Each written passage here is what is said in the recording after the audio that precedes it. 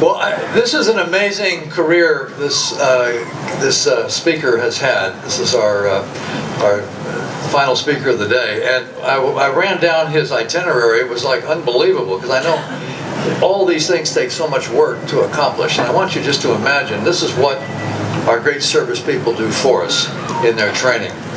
Colonel Craig Houk is with us, a U.S. Army officer, retired. He entered active duty. Listen to this. He entered active duty in 1985 after getting a commission from the Reserve Officer Training Corps at the University of Nevada in Reno. Graduated with a Bachelor of Arts degree in criminal justice. And boy, did he put that to work. After completing the Military Police Officer Basic Course at Fort McClellan, Alabama in '85, he served in multiple assignments from platoon leader to brigade commander, responsible for 3,000 soldiers and civilians. He attended the Military Police Officer Advanced Course and the U.S. Army Command and General Staff College.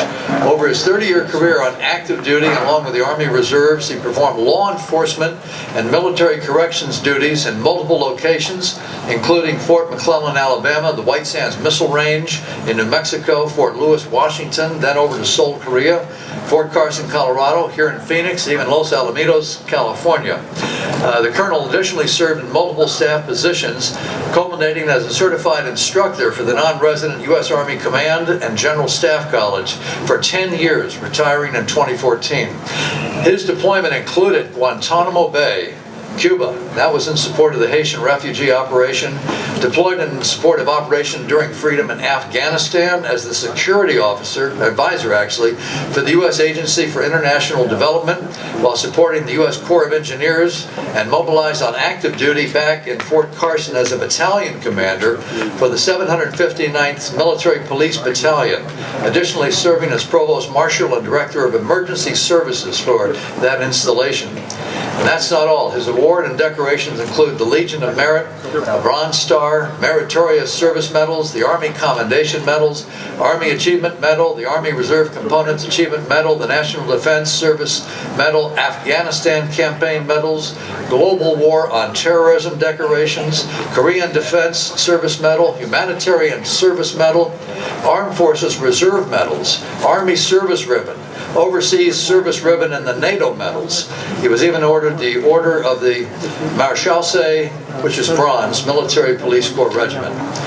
Colonel Houk is currently Senior Manager, Physical Security Systems for Synopsys, resides in Phoenix with his wife Bren, serves on the board of the Veterans Heritage Project. That's what it takes to make a great American hero. Colonel?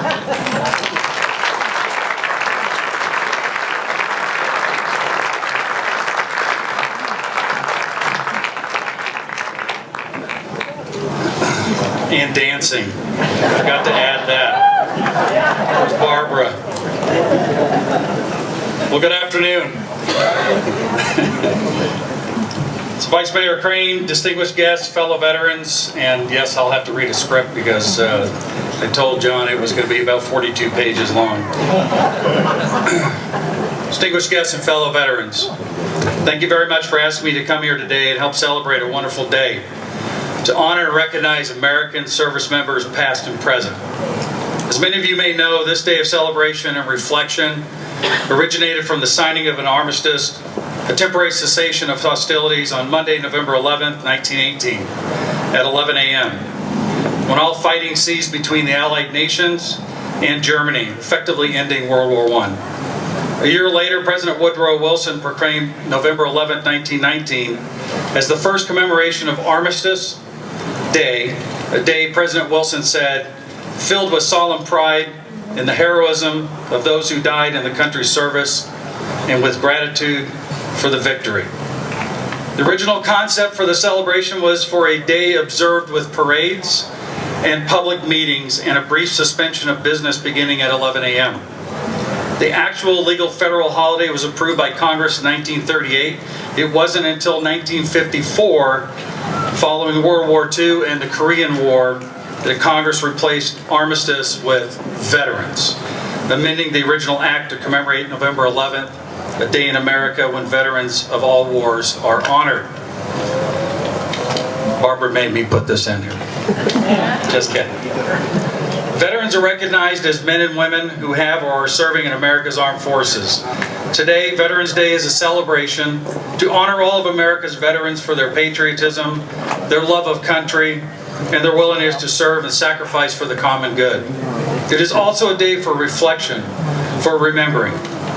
Whether you wear the uniform today or you wore it decades ago, you, the veteran, represent a fundamental truth. It's not the powerful weapons that make our military the greatest in the world. It's not the sophisticated tanks, the aircraft, the missiles, the rockets, the satellites, or in today's world, the cyber technology systems that makes us the most advanced. The true strength of our military is the spirit and the skill of our soldiers, airmen, sailors, Coast Guardsmen, and Marines. And the true strength of all of our armed forces is seen in the men and women who have worn and now wear the uniform of our nation's military. Veterans Day 2021 finds us a nation no longer at war. However, our sons and daughters continue to answer the call to support and defend our nation and our freedoms by serving around the globe in places like Iraq, Korea, Syria, and other hotspots requiring attention. There is no mystery behind the endurance and the success of our airmen, soldiers, sailors, Marines, and Coast Guardsmen. And every generation from the Revolutionary War to this very hour, brave Americans have stepped forward and served honorably in the armed forces of the United States. Every one of you deserves the admiration of our entire country. While scanning for stories and information regarding being in the military and serving your country, I came across two of them. One, a 2010 Veterans Day speech by then Marine Lieutenant General John F. Kelly, who said, "Those with less of a sense of service to the nation never understand it when men and women of character step forward to look danger and adversity straight in the eye, refusing to blink or give ground or even to their own deaths. The protected can't begin to understand the price paid so that they and their families can sleep safe and free at night. No, they are not victims, but are warriors, your warriors. And warriors are never victims. Regardless of how and where they fall, death or fear of death has no power over them. Their paths are paved by sacrifices they gladly make for you.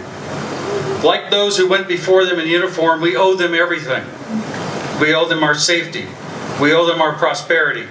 We owe them our freedom. We owe them our lives. Any one of them could have done something more self-serving with their lives, as the vast majority of their age group elected to do after high school and college. But no, they chose to serve knowing full well a brutal war was in their future. They did not avoid the basic and cherished responsibility of a citizen, the defense of our country. They welcomed it. They are the very best this country produces and have put every one of us ahead of themselves. All are heroes for simply stepping forward, and we as a people owe a debt we can never fully pay. And another story from a great friend of mine, retired Lieutenant Colonel Dean Hudson, who I served with in Afghanistan. As he reflects on Veterans Day with this message and his 30-plus years of service, he said, "I did not join the Army of the United States of America to have anyone thank me, or recognize my service, or to buy me a free lunch on Veterans Day. I joined because it was the right thing for me to do during that part of my life. I joined because I sought adventure, travel, and excitement. A couple of big wars and a couple of smaller ones over 30 years sure as hell gave me all of that, and more. I joined and stayed because it gave me a sense of purpose, of duty, of pride, and a tremendous feeling of helping others.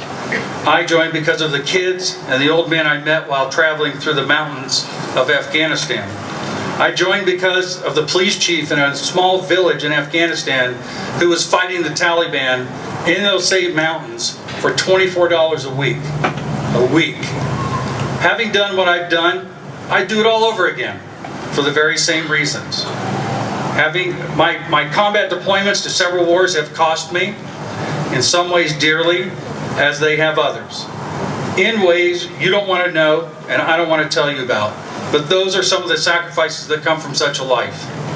It is what it is, and it's okay. If you are a veteran, thanks. If you know someone, love one, you mourn one, then call, write, or hug, or think of them on this day. Take care, brothers and sisters. Enjoy Veterans Day in peace. I know I will. Signed, Dean. What a great, true patriot. I chose to serve my country while attending college after being influenced by my stepfather, who's now a highly decorated retired lieutenant colonel, Vietnam veteran, airborne ranger, and West Point graduate. After my commissioning and as a military police officer, as you heard in my bio, I began a 30-year career that was both challenging and rewarding for my personal and professional life. My leadership, coaching, and mentoring skills were developed and provided many life lessons and accomplishments. I had opportunities to travel, live in remote locations and countries, learn and understand different cultures, and achieve great amounts of responsibility and success. Reflecting now after 30 years of service, I am proud, I'm honored, and I'm humbled by serving my nation. I've had the opportunity to tell my story on multiple occasions through the Veterans Heritage Project and other events, and I'm proud to share how we made a difference. I've struggled through many difficult and trying times and have overcame multiple obstacles. I volunteered to deploy to Afghanistan after 2 previous deployments were called off. For me, getting my combat patch was a top priority and a, quote, rite of passage to prove to myself and to my soldiers that I was a competent, professional, capable leader and a professional soldier. My year-long deployment in Afghanistan opened my eyes, though, to an unrealistic and chaotic world while experiencing war, suffering, and poverty, while being a part of a massive effort to rebuild that country and providing a new and improved infrastructure to support future growth to a ravaged country. It was scary and rewarding at the same time, and I'm very proud of the work that our men and women did and accomplished while I served there. Additionally, I've had the privilege to command soldiers at all levels, as you heard from platoon leader to brigade commander. 3,000 soldiers, a multiple size installation, 60,000 people on a base was quite a challenge. But I had that honor of doing that. And while commanding, I also had the honor to build and train effective teams and send them off to war, not knowing if they were ever coming back to their loved ones. And just as important to that, I had the honor and distinct pleasure to shake everyone's hands and welcome them home with pride. Whenever the world makes you cynical, whenever you doubt that courage and goodness and selflessness is possible, stop and look to a veteran. They don't always go around telling stories of their heroism. So it's up to us to ask and to listen, to tell those stories for them, and to live in our own lives the values for which they were prepared to give theirs. On Veterans Day, we acknowledge humbly that we can never serve our veterans in quite the same way that we served us. But we can try. We can practice kindness, we can pay it forward, we can volunteer, we can serve, we can respect one another, we can always get each other's backs. That is what Veterans Day asks all of us to think about. The person you pass as you walk down the street might not be wearing our nation's uniform today. But consider for a moment that a year, or a decade, or a generation ago, he or she might have been one of our fellow citizens who was willing to lay down their life for strangers like us. And we can show how much we love our country by loving our neighbors as ourselves. So today is our privilege to say thank you to all of the America's veterans, especially for those of you that are in this audience today, for your quiet courage and your exemplary service, to let you know we are grateful and acknowledge your many sacrifices and acknowledgments and accomplishments. May God bless all who served and still do, and may God bless the United States of America. Soldier for life.